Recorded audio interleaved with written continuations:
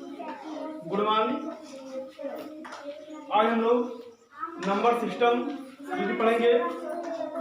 2-3 part इसका बन चुका है, कई दिनों के बाद फिर से शुरुआत हम लोग कर रहे हैं। इसके पहले कुछ वीडियो दूसरा बन रहा था, जिसकी फिर हम लोग देखेंगे नंबर सिस्टम में। अब जैसे हम लोग कुछ पढ़ चुके हैं, यानी कि प्राकृतिक संख्या में शुरुआती वीडियो अभी, यानी कि प्राकृतिक संख्या क्या है, पूर्ण संख्या क्या है, सम और विषम क्या है और भाज्य क्या है।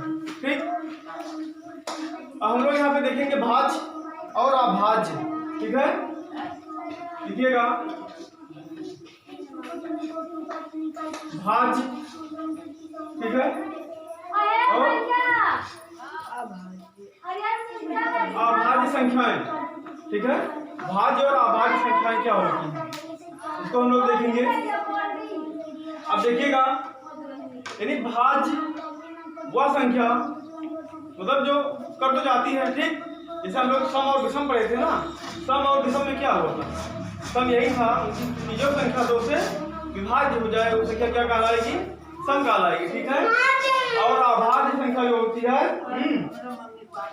बोलो ना,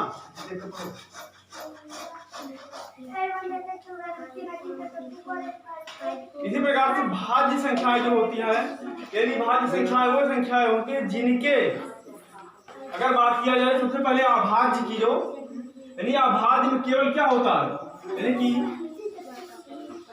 वह संख्या, ठीक है, जो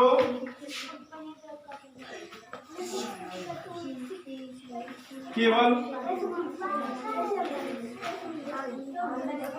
या तो 1 से, या तो वो 1 से कटे या वो स्वयं से कट जाए, या तो 1 से या वह जो है स्वयं से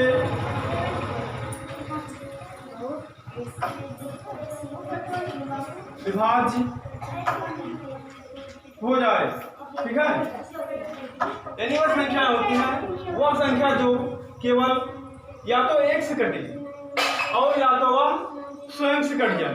ठीक है, वह संख्या क्या कहलाएगी, वह संख्या जो होती है वो अभाज्य होती है। ठीक है, कौन संख्या होती है वह, यानी वह संख्याएं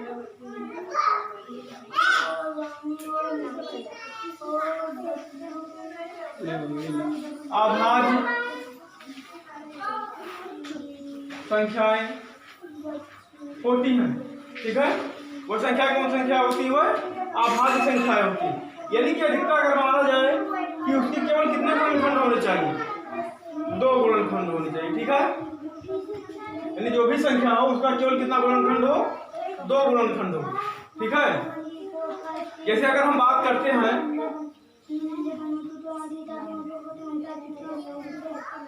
जैसे आप मान लीजिए पहले 1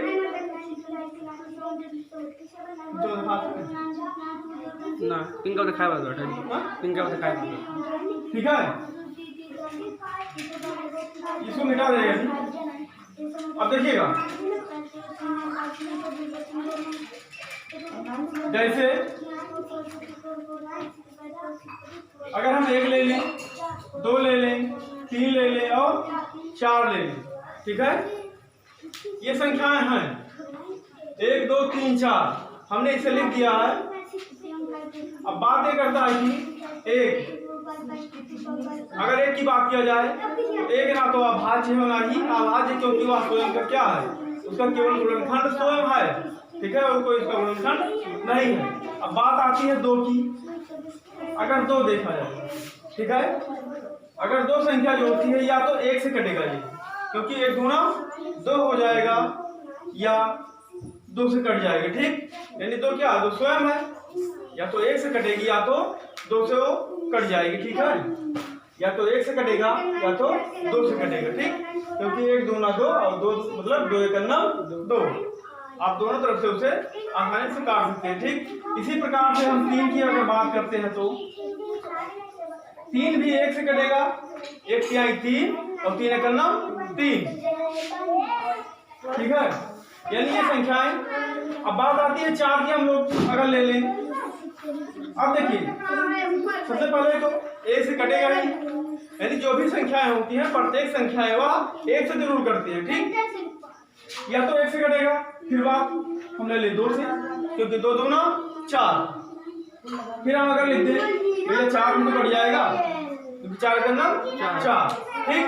इसी प्रकार से अब देखिए हमने क्या कहा था कि केवल उसके क्या होना चाहिए, या तो 1 से कटे या वहां तो स्वयं से कटे, या तो 1 से कटे या तो अगर स्वयं से कट जाए, ठीक है, तो संख्याएं कौन सी होती है, अभाज्य संख्याएं होती है, ठीक है। इसी प्रकार से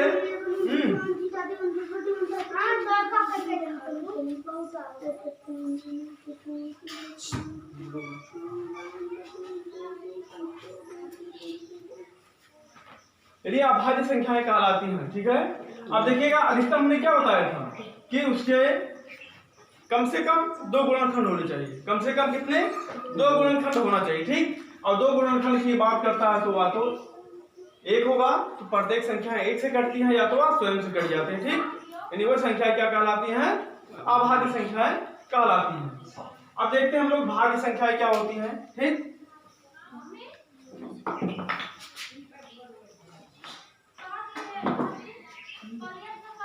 नोट कर लीजिएगा इसे।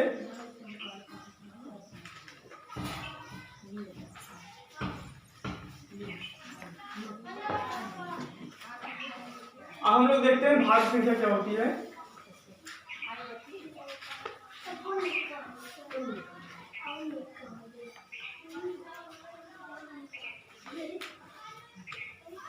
जिस प्रकार से उसका जो है कम से कम 2 गुणनखंड आ रहा था, अब इसका हम लोग ऐसा लिखते हैं कि वह संख्या जो होती है कम मतलब 3 से अधिक गुणनखंड होंगे, क्या हो, 3 से जब अधिक गुणनखंड होंगे तो वह संख्या क्या कहलाएंगी, भाज्य कहलाएंगी, ठीक है। यानी कि लिखिएगा वह संख्याएं, ठीक है, जिनके, ठीक है, मतलब 3 से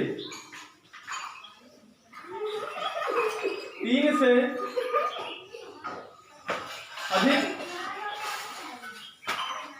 गुणनखंड प्राप्त हो तो वह संख्या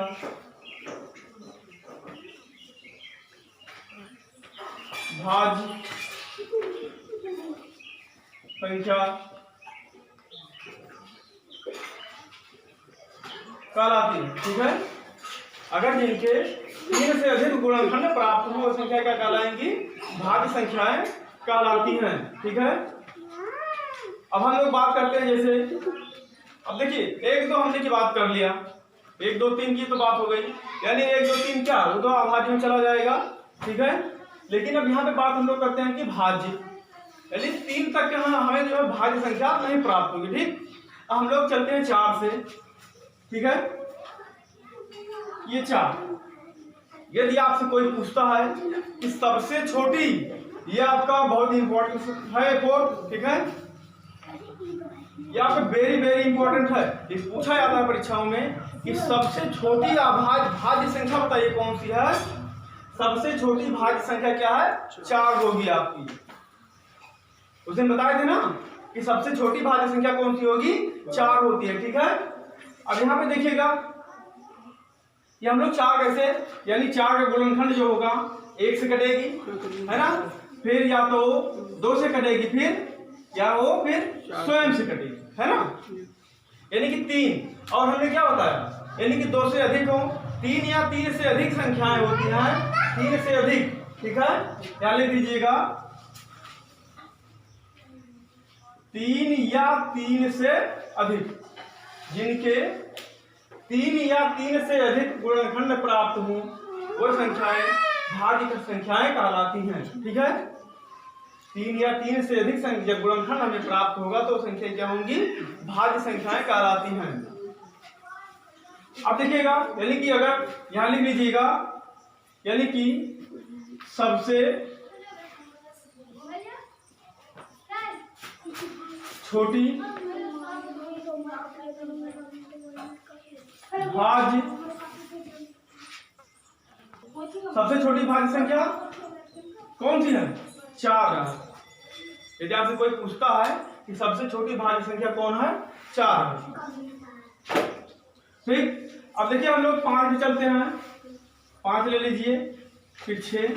अब देखिए 5 है, यानी 5 तो 1 से कटेगा तो स्वयं से कट जाएगा, यानी कि ये भाज्य संख्या है, ये भाज्य संख्या नहीं है। ठीक, अब बात आती है 6 की, तो 1 2 3 और 6 है ना, यानी कि तो देखिए 3 से ज्यादा गुणनखंड है इसके, है ना, 3 से ज्यादा गुणनखंड है, तो ये संख्या क्या कहलाएगी? भाज्य कहलाएगी। ठीक है, यानी या तो 1 छक्का 6, 2 3 या 6, 3 दूनी 6 और 6 करना 6, यानी ये इससे से कट जाती है। ठीक है,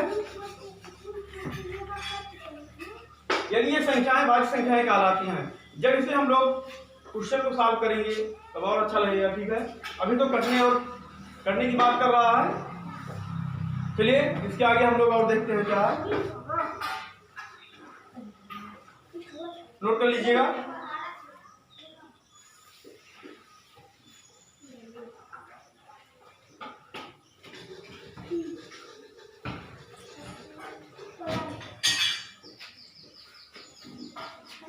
अब देखिए क्या आता है इसके आगे, फिर सहभाज्य संख्या क्या आएगी? अभाज्य संख्या, है ना, यानी कि को प्राइम नंबर हम लोग इसे कहते हैं सहभाज्य संख्या, यानी कि को प्राइम नंबर। ठीक है, CO को प्राइम नंबर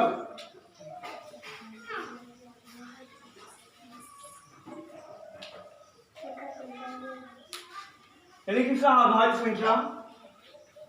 अब देखिए सहभाज्य संख्याएं वह संख्याएं होती हैं जिनका उभयनिष्ठ केवल एक हो। क्या हो?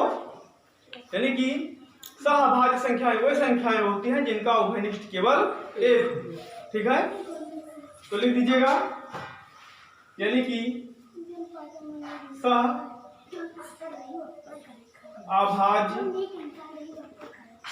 संख्या वह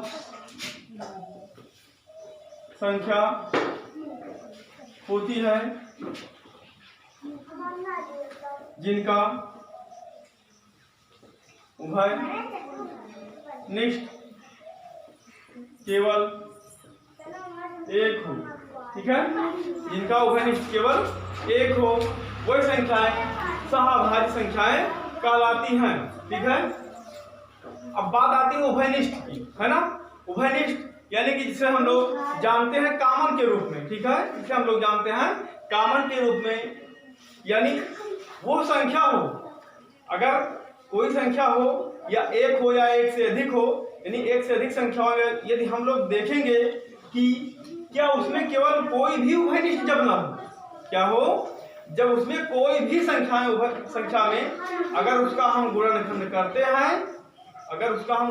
करते हैं, जब उनमें मतलब कोई भी उभयनिष्ठ नहीं होगा, तब उसका उभयनिष्ठ केवल क्या होता है? एक होता है। उदाहरण के तौर पर हम लोग यहाँ पे देखते हैं, जैसे यानी कि वह संख्याएं जिनका उभयनिष्ठ केवल क्या हो? एक हो। जैसे हम लोग एलसीएम और एचसीएफ ज्ञात करते हैं ना, जब हम लोग क्या ज्ञात करेंगे? एचसीएफ ज्ञात करेंगे। ठीक, और एचसीएफ के तौर पर हम लोग देखेंगे यहाँ पर कि क्या होता है। जैसे हमने कहा दिया कि भैया 5 ले लीजिए, 7 ले लीजिए, या यहाँ पर आप 8 भी ले सकते हैं। ठीक है, यहाँ पर आप 8 भी ले सकते हैं, और इसका हम लोग क्या ज्ञात कर लेंगे अभी? एचसीएफ यानी कि लासा के तौर पर हम इसे ज्ञात करेंगे। ठीक, अब देखिए बात आती है 5 की, फिर 7 की और 8 की। अब देखिए ऐसे हम लोग निकालते हैं ना, या भाग विधि से निकाल लीजिए या तो आप गुणनखंड विधि से निकाल लीजिए। ठीक है, यहाँ पे देखिएगा ये 5 ऐसे लिख दीजिए, 5 7 और 8। लोग कम से कम ज्यादा से ज्यादा बताने की कोशिश। ठीक है, अब देखिए 5 का गुणनखंड होता क्या है? 5 करना 5, 5 करना 5 हो जाएगा और 1 से 7 हो जाएगा। इसी प्रकार से यार 1 2 2 और 2 इतना आप कर सकते हो। ठीक, अब देखिए हमने क्या कहा है, मनीषा अभाज्य संख्याएं लिखो। प्राइम नंबर वह संख्या होती है जिनका उभयनिष्ठ केवल एक हो। क्या हो? जिनका उभयनिष्ठ केवल एक प्राप्त हो। अब यहाँ पे देखिए हम लोग क्या एचसीएफ यानी कि जब हम लोग मासा निकालते हैं तो मासा में क्या होता है कि जितनी भी संख्याएं लिखी हो उन संख्याओं में, ठीक है, जितनी भी संख्याएं लिखी हो उन संख्याओं में जो जो हमें कॉमन के रूप में मिलता है उसको हम कॉमन कर लेते हैं। यानी कि मतलब ये हो गया कि जो उभयनिष्ठ होगा, जो उभयनिष्ठ होगा वही हम लेते हैं और सभी को हम छोड़ देते हैं। ठीक, अब देखिए 1 1 1 यहाँ तो मिल गया तीनों में ना। जब ये 3 देखिए तीनों में सब क्या है, कॉमन है एक ना, यानी कॉमन की बात भैया सब में प्राप्त हो या सब में मिल जाएगा। तो यहाँ पे सब जगह मिल रहा है एक ना, तो 1 को हम लिख लेंगे भैया, 1 को हम लिख लेंगे।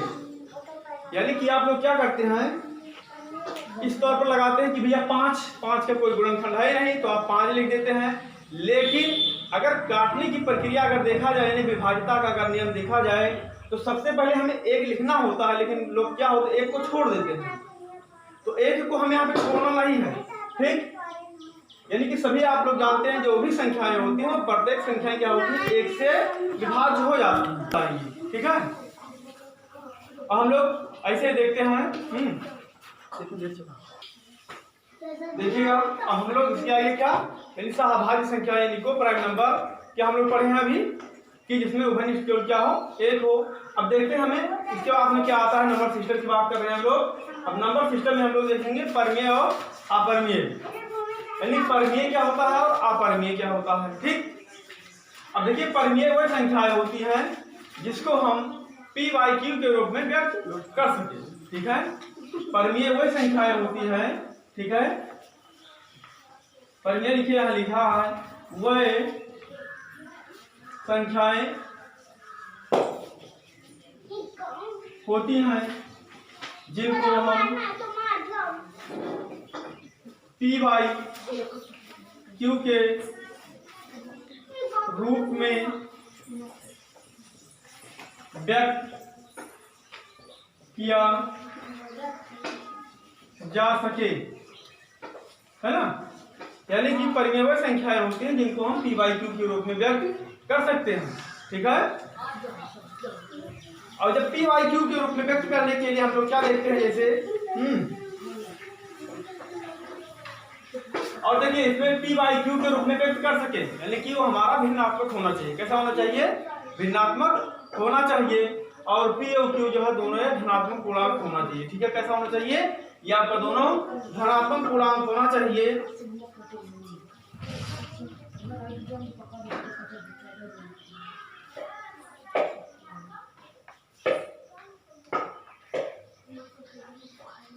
यानी कि देखिए यहाँ पर p/q जैसे यहाँ पर हम मान ले, ठीक है, या कितना 3/2 5/3 6/7, ठीक है, 6/7। यानी कि अगर हम लोग कहें अंश और हर के रूप में, इसमें अंश और हर के रूप में हम लोग व्यक्त कर सके, ठीक है, वो संख्या क्या होंगी? परिमेय होंगी। और फिर यहाँ जैसे मान लीजिए यहाँ ये हो गया आपका, जैसे हमने लिख दिया भैया 4, आपने कहा कि 4 कैसे, 4 तो है नहीं, 4 को भी बना सकते हैं ना, देखिएगा।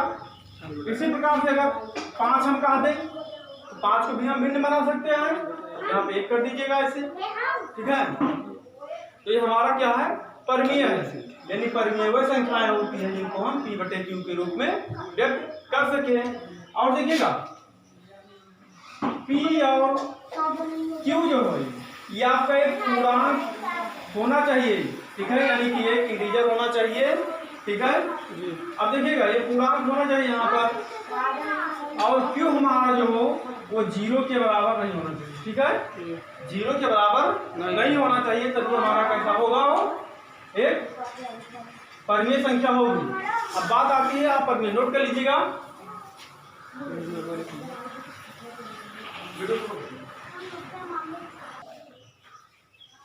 देखिए हम लोग देखेंगे अपरिमेय। अब अपरिमेय वही संख्याएं होती हैं जिनको हम PYQ के रूप में व्यक्त ना किया जा सके, ठीक है, यानी PYQ के रूप में हम लोग व्यक्त ना कर सके, ठीक है। अब देखिए PYQ के रूप में व्यक्त ना किया जा सके मतलब क्या, वो संख्याएं जिनको हम कर्ली के रूप में लिखते हो, ठीक है। अब देखिएगा जैसे हम लोग लिखते हैं जैसे कर्ली 2 A3, ये आपका 5 और ये आपका कितना 7 है ना, ये क्या है, ये कर्ली के रूप में व्यक्त किया है, ठीक है। अब इसको हम जो है PYQ के रूप में व्यक्त नहीं कर सकते और हमारा कैसा दशमलव भी नहीं होना चाहिए, ठीक है। अब व्यक्त करने के लिए जैसे देखिएगा धनात्मक और ऋणात्मक दोनों हो सकता है, इससे कोई मतलब नहीं है, ये आपका पॉजिटिव और निगेटिव हो सकता है, इससे कोई वो नहीं, ठीक। यानी कि इसको हम क्या कहेंगे, अपरिमेय संख्या कहते हैं। अब बात आती है कि वास्तविक संख्याएं, ठीक है, यानी कि वास्तविक संख्याएं क्या होती हैं। देखिए वास्तविक संख्याएं क्या होती हैं, ठीक है, यानी कि वास्तविक वह संख्याएं होती हैं जैसे परिमेय और अपरिमेय, ठीक है, परिमेय और अपरिमेय जो है दोनों सम्मिलित हों। वास्तविक संख्याएं वह संख्याएं होती हैं जो जिनमें जो है परिमेय और अपरिमेय दोनों सम्मिलित हों, ऐसी संख्याओं को हम लोग वास्तविक संख्याएं कहते हैं, ठीक है। जैसे लिख लीजिएगा आप लोग, जैसे 2/3 या -5/6 या √3 या -√5, ठीक है, ये सब क्या है, ये आपकी वास्तविक संख्याएं हैं, जिसको ये ना हो कि परिमेय और अपरिमेय दोनों में हम लोग लिख सके, ठीक है। वो संख्याएं क्या कहलाएंगी, वास्तविक संख्याएं कहलाएंगी, ठीक है। नहीं दिखता है अगर साफ नहीं क्लियर हो रहा है, ठीक है, तो अगर मैं जो बोल रहा हूँ उसे आप ध्यान से सुनकर इसे लिख लीजिएगा, ठीक है। धन्यवाद, थैंक्स फॉर वॉचिंग।